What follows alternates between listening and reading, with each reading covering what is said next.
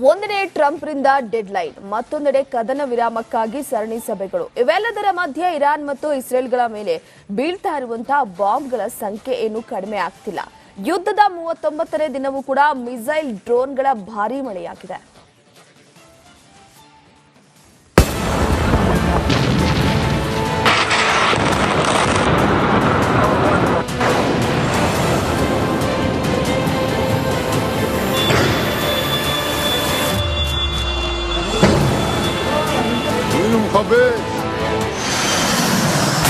Haifa, Tehran, Tel Aviv ಅಗ್ನಿಕುಂಡ. ಮಧ್ಯಪ್ರಾಚ್ಯದಲ್ಲಿ ಪ್ರತೀಕಾರದ ರೋಷಾಗ್ನಿ ಇಂದಿಗೂ ಧಗಧಗಿಸುತ್ತಲೇ ಇದೆ. ಅಮೆರಿಕ, ಇರಾನ್, ಇಸ್ರೇಲ್ ಬತ್ತಳಿಕೆಯಲ್ಲಿದ್ದ ಎಲ್ಲ ಕ್ಷಿಪಣಿ ಡ್ರೋನ್ಗಳು ಆಗಸದಲ್ಲಿ ಚಿಮ್ಮಿ ಧರೆಯಲ್ಲಿ ಧ್ವಂಸ ಮಾಡ್ತಿವೆ.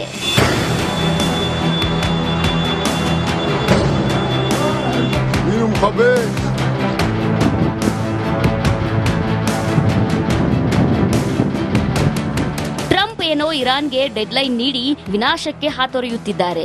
ಆದ್ರೆ ಯಾವುದೇ ಲಂಗು ಲಗಾಮ್ ಇಲ್ಲದ ಕುದುರೆಯಂತಾದ ಇಸ್ರೇಲ್ ಮಾತ್ರ ಇರಾನ್ನ ಕಂಡ ಜಾಗಗಳಿಗೆ ಕ್ಷಿಪಣಿ ಹಾರಿಸ್ತಾ ಇದೆ. ಟೆಹರಾನ್ ಬಳಿಯ ಆಜಾದಿಯ ಬೃಹತ್ ಕಟ್ಟಡವನ್ನ ಸ್ಫೋಟಿಸಿದೆ.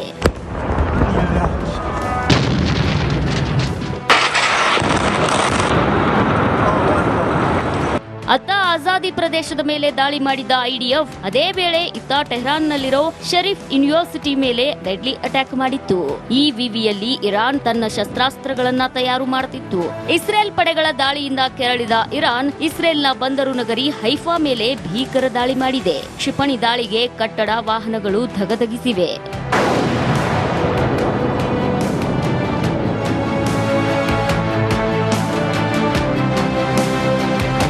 ಕೇವಲ ಹೈಫಾ ಮಾತ್ರವಲ್ಲ, ಇಸ್ರೇಲ್ ರಾಜಧಾನಿ ಟೆಲ್ ಅವೀವ್ ಮೇಲೆಯೂ ಮಿಸೈಲ್ ಡ್ರೋನ್ಗಳ ಮಳೆ ಸುರಿದಿದೆ. ಯುದ್ಧದ ಭಯದಿಂದ ಜೆರುಸಲೆಂನಲ್ಲಿ ಜನರ ಓಡಾಟವೇ ಕಡಿಮೆಯಾಗಿದೆ.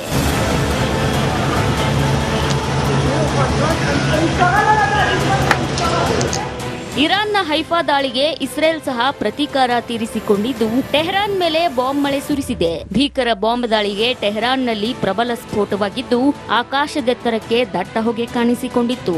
ಹಲವಾರು ಜನರು ಸಾವಿಗೀಡಾಗಿರುವ ಶಂಕೆ ವ್ಯಕ್ತವಾಗಿದೆ.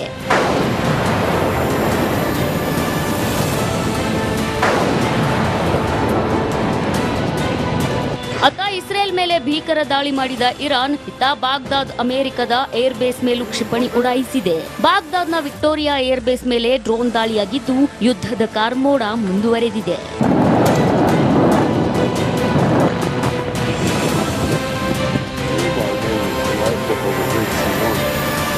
News desk, republic Kannada.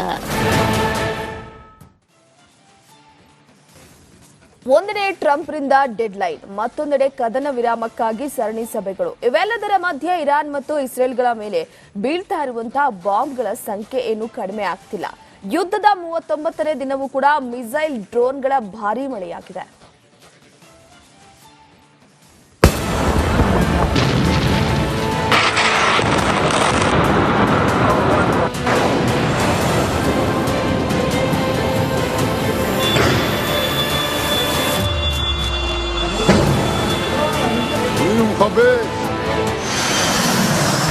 Haifa, Tehran, Tel Aviv ಅಗ್ನಿಕುಂಡ. ಮಧ್ಯಪ್ರಾಚ್ಯದಲ್ಲಿ ಪ್ರತೀಕಾರದ ರೋಷಾಗ್ನಿ ಇಂದಿಗೂ ಧಗಧಗಿಸುತ್ತಲೇ ಇದೆ. ಅಮೆರಿಕ, ಇರಾನ್, ಇಸ್ರೇಲ್ ಬತ್ತಳಿಕೆಯಲ್ಲಿದ್ದ ಎಲ್ಲ ಕ್ಷಿಪಣಿ ಡ್ರೋನ್ಗಳು ಆಗಸದಲ್ಲಿ ಚಿಮ್ಮಿ ಧರೆಯಲ್ಲಿ ಧ್ವಂಸ ಮಾಡ್ತಿವೆ.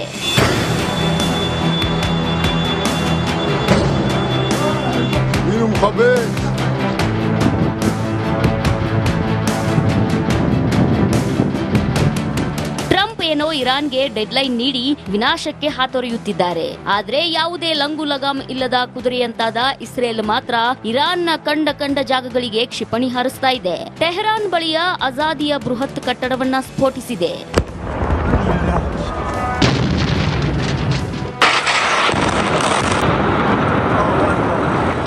ಅತ್ತ ಆಜಾದಿ ಪ್ರದೇಶದ ಮೇಲೆ ದಾಳಿ ಮಾಡಿದ ಐಡಿಎಫ್ ಅದೇ ವೇಳೆ ಇತ್ತ ಟೆಹರಾನ್ನಲ್ಲಿರೋ ಶರೀಫ್ ಯೂನಿವರ್ಸಿಟಿ ಮೇಲೆ ಡೆಡ್ಲಿ ಅಟ್ಯಾಕ್ ಮಾಡಿತ್ತು.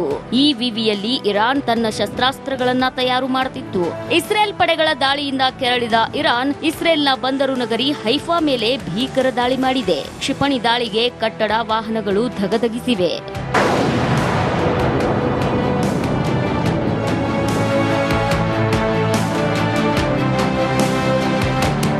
ಹೈಫಾ ಮಾತ್ರವಲ್ಲ, ಇಸ್ರೇಲ್ ರಾಜಧಾನಿ ಟೆಲ್ ಅವೀವ್ ಮೇಲೆಯೂ ಮಿಸೈಲ್ ಡ್ರೋನ್ಗಳ ಮಳೆ ಸುರಿದಿದೆ. ಯುದ್ಧದ ಭಯದಿಂದ ಜೆರುಸಲೆಂನಲ್ಲಿ ಜನರ ಓಡಾಟವೇ ಕಡಿಮೆಯಾಗಿದೆ.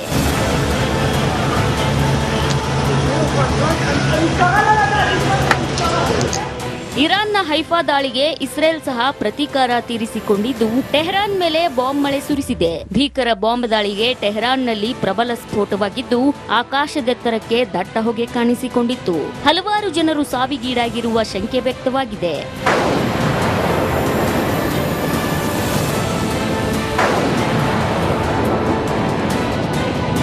ಅತ್ತ ಇಸ್ರೇಲ್ ಮೇಲೆ ಭೀಕರ ದಾಳಿ ಮಾಡಿದ ಇರಾನ್ ಇತ್ತ ಬಾಗ್ದಾದ್ ಅಮೆರಿಕದ ಏರ್ ಬೇಸ್ ಮೇಲೂ ಕ್ಷಿಪಣಿ ಉಡಾಯಿಸಿದೆ.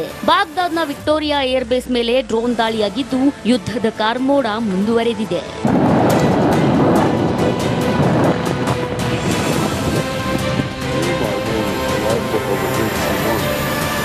News desk, republic Kannada.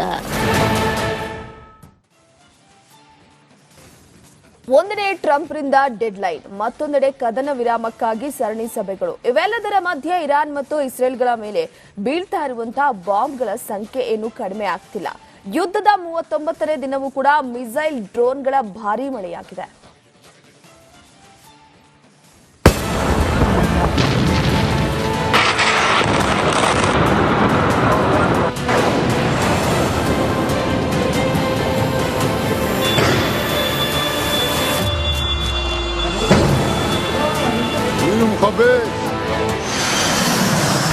Haifa, Tehran, Tel Aviv ಅಗ್ನಿಕುಂಡ.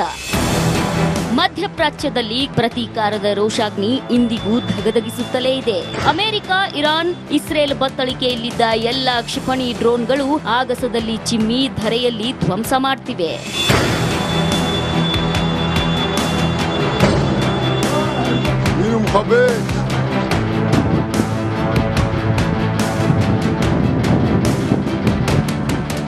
ಏನೋ ಇರಾನ್ಗೆ ಡೆಡ್ಲೈನ್ ನೀಡಿ ವಿನಾಶಕ್ಕೆ ಹಾತೊರೆಯುತ್ತಿದ್ದಾರೆ. ಆದ್ರೆ ಯಾವುದೇ ಲಂಗು ಲಗಾಮ್ ಇಲ್ಲದ ಕುದುರೆಯಂತಾದ ಇಸ್ರೇಲ್ ಮಾತ್ರ ಇರಾನ್ನ ಕಂಡ ಜಾಗಗಳಿಗೆ ಕ್ಷಿಪಣಿ ಹಾರಿಸ್ತಾ ಇದೆ. ಟೆಹರಾನ್ ಬಳಿಯ ಅಜಾದಿಯ ಬೃಹತ್ ಕಟ್ಟಡವನ್ನ ಸ್ಫೋಟಿಸಿದೆ.